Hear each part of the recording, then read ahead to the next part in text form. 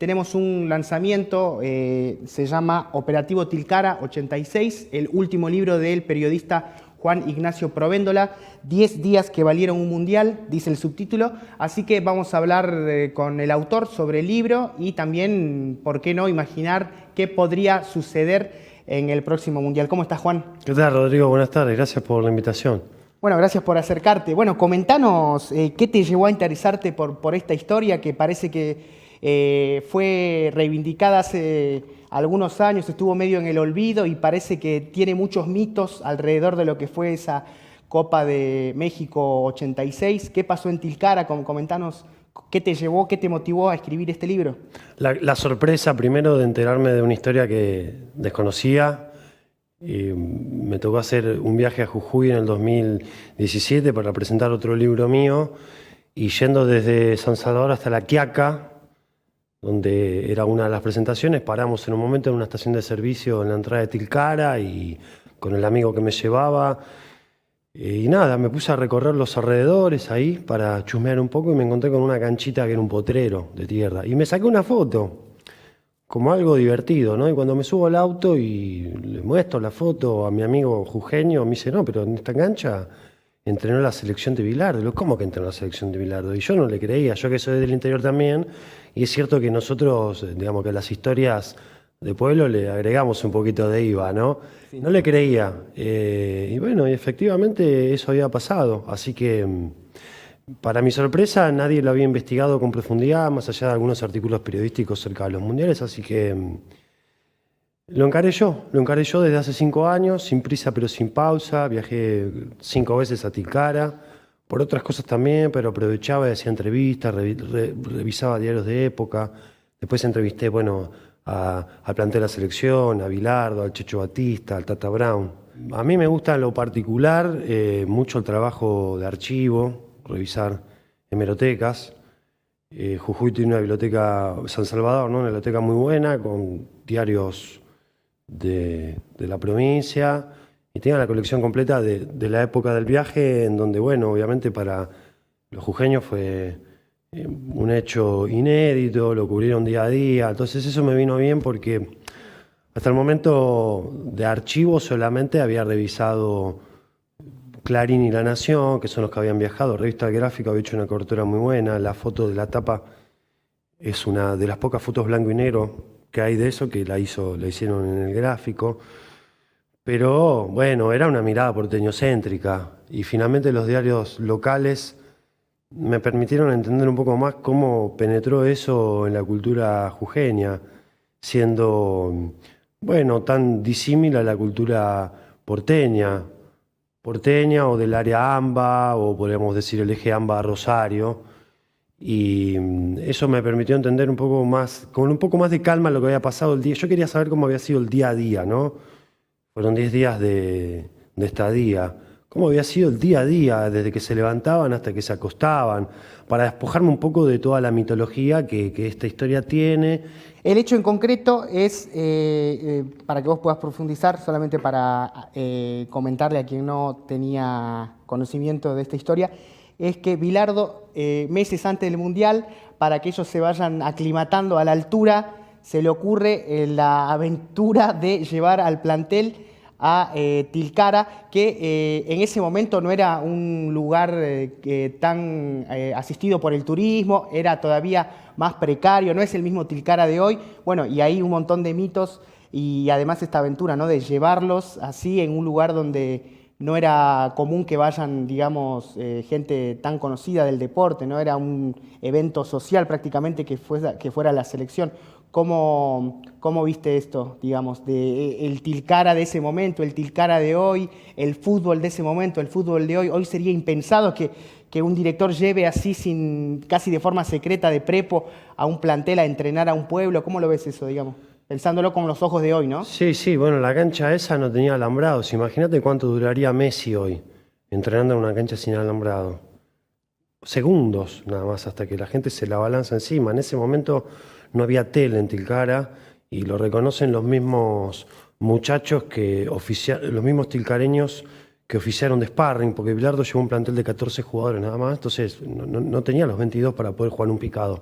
Tuvo que buscar jugadores de los clubes locales, y ellos mismos reconocen que conocían a algunos nada más y apenas de cara por la revista El Gráfico. Nunca los vieron moverse, nunca los vieron patear una pelota, apenas los escuchaban en una radio. Estamos hablando de un plantel donde estaba, qué sé yo, el Bocha Bocini, que ya era una leyenda, a pesar de que no había jugado ningún mundial todavía.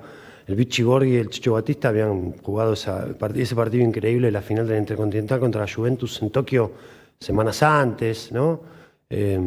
Luis Islas, el Data Brown, el Ruggeri, todos tipos que hoy los futboleros los conocemos, incluso los que no los vieron jugar nunca. En ese momento no, y bueno, el año 85 había sido muy traumático para la selección, esas eliminatorias tan polémicas, la pelea de Bilardo con Pasarela, que era el anterior capitán.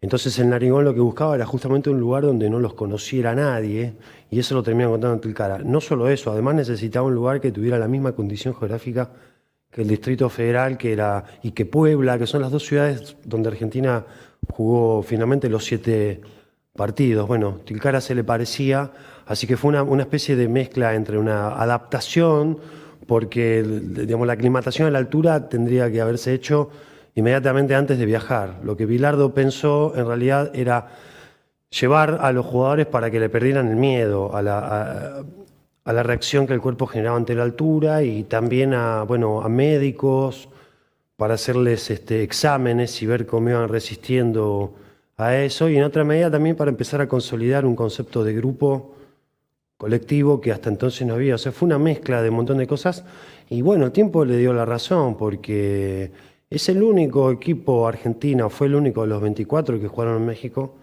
que reparó en el aspecto de la altura. Y si te pones a pensar, te digo esta imagen que todos la conocen y vos también, el último gol, ¿no?, de la selección en la final contra Alemania, esa corrida de Gurruchaga que parece que todavía hoy sigue corriendo, ¿no? Corre media cancha solo, no lo marcaba nadie. Bueno, eso demuestra que los alemanes no habían tomado nota de eso, y bueno, era algo que no se hubiese podido hacer en ningún otro lugar que no sea Tilcara, es decir, un lugar, como decís vos, que en ese momento no estaba explotado turísticamente, que era de difícil acceso, la Ruta 9, una sola mano, era complicado, hasta el más fanático no podía llegar.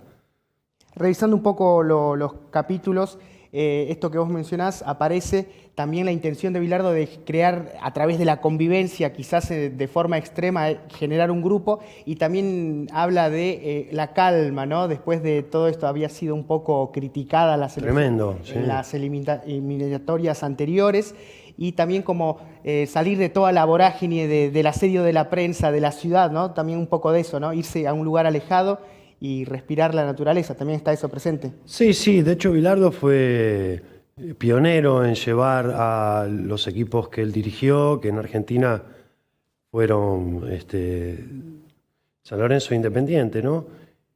De llevarlos fuera de la metrópolis. Era más común en esa época localidades de la costa bonaerense o Tandil también en un momento. Así que todo también tuvo que ver con su propio expertise, lo que hoy se dice el know-how, palabras que en ese momento no existían, pero para Bilardo era simplemente vamos a relajarnos un poco, a tener calma y a laburar. No había tantos conceptos. Claro, sí. No había, viste, un cuerpo técnico. Hoy hay en los cuerpos técnicos hasta especialistas de drones, viste, claro, tipos que se dedican solamente a manejar los drones para ver los jugadores de arriba. Bueno, una burocratización, ¿no?, que sigue avanzando además. Para justificar más sueldos, ¿no? Pero, bueno, aparte de todo esto, de relajo y la amabilidad que parecieron tener los tilcareños con la selección, también Bilardo los hizo laburar, entrenaban a 3 turnos, ¿sabes lo que es eso? A 2000 metros de altura, con casi 40 grados de temperatura. Bueno, acá de fondo vemos cómo era la cancha antes y cómo es ahora, o sea, igual, de tierra. Pero bueno, sirvió porque ahí como que pudieron romper una barrera de temor que era mucho más grande, creo yo, que el temor que generaban las críticas que vos mencionás, que la selección la siguió teniendo, porque después de eso, bueno, estuvieron esos recordados amistosos tan polémicos, una derrota contra la selección de Noruega, ¿no? Argentina, que había sido campeona del mundo apenas 8 años antes. Me pregunto qué hubiese pasado de Argentina en el Mundial sin esta experiencia en Tilcara, ¿no?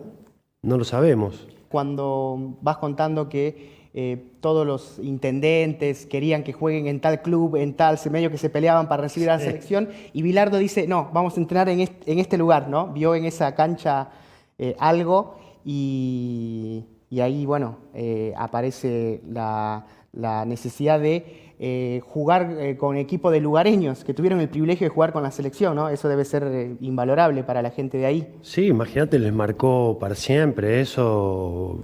Son tipos que no se olvidan nunca de haber compartido cancha con tipos que 5 meses después eran campeones del mundo, ¿no?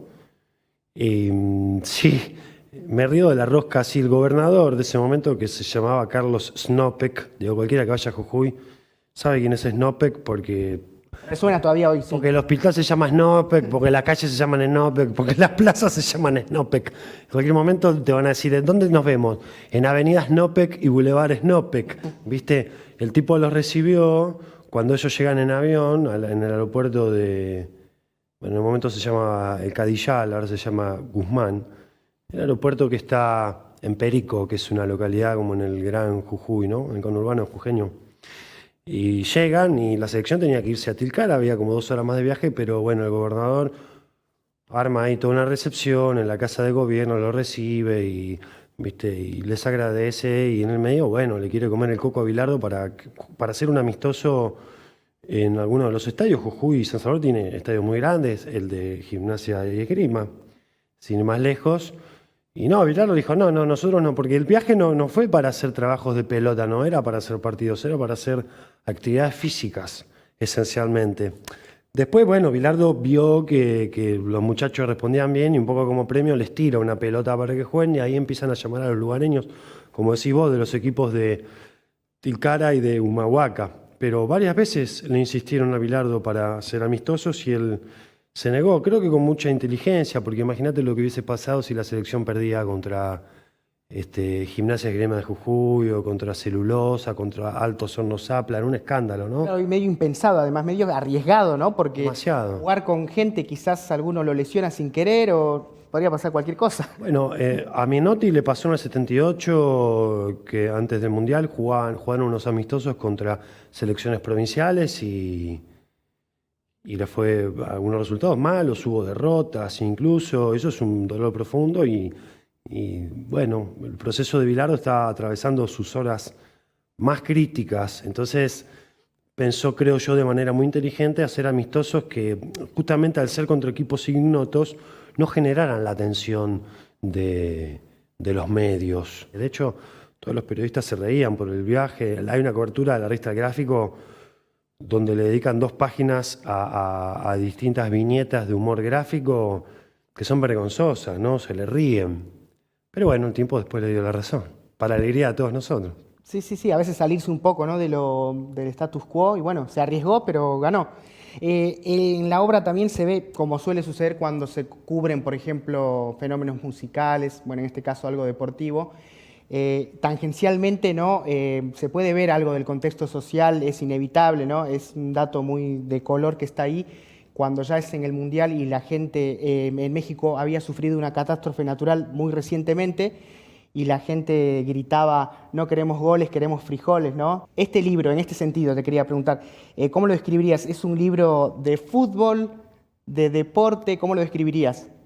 Bueno, primero el dato ese de no queremos goles, queremos frijoles, es un rescate de Gustavo Veiga, amigo, colega de Página 12 y también de la carrera de comunicación de la UBA, que damos clase ahí los dos, y como si eso no bastara, somos hinchas de Defensores de Belgrano, ambos, así que nos vemos siempre en la tribuna. Él fue el que rescató ese dato y yo se lo agradezco porque te reconozco, a mí se me pasó por alto y él lo destaca en el prólogo, así que vino bien ese anclaje. ¿Cómo lo definiría? Como una gran historia. Yo quise hacer una crónica larga, si bien está dividido en capítulos, porque se hace quizás muy pesado para la vista y como también para poder ordenarlo, ¿no? Como me contaste que te pasó a vos, que el libro lo recibiste ayer y bueno, estabas en la cama, después te dio sueño, quiero creer que porque estabas cansado, no porque te parece aburrido. Sí. No me estás diciendo, no me lo estás confirmando y me asusta. No, me cansé y dije, me guardo la otra parte para el día siguiente. Claro, bueno, para que en esas situaciones puedas cortarlo y lo puedas decir, bueno, termino este capítulo y arranco mañana y no te quede por la mitad, ¿no? Claro.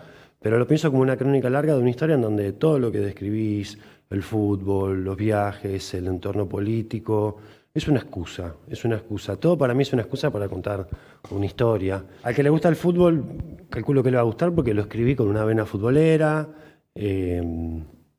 Al que le gustan los viajes también, porque creo que hay mucha postal geográfica en el texto, ¿no? Sí. Bueno, mismo en la tapa.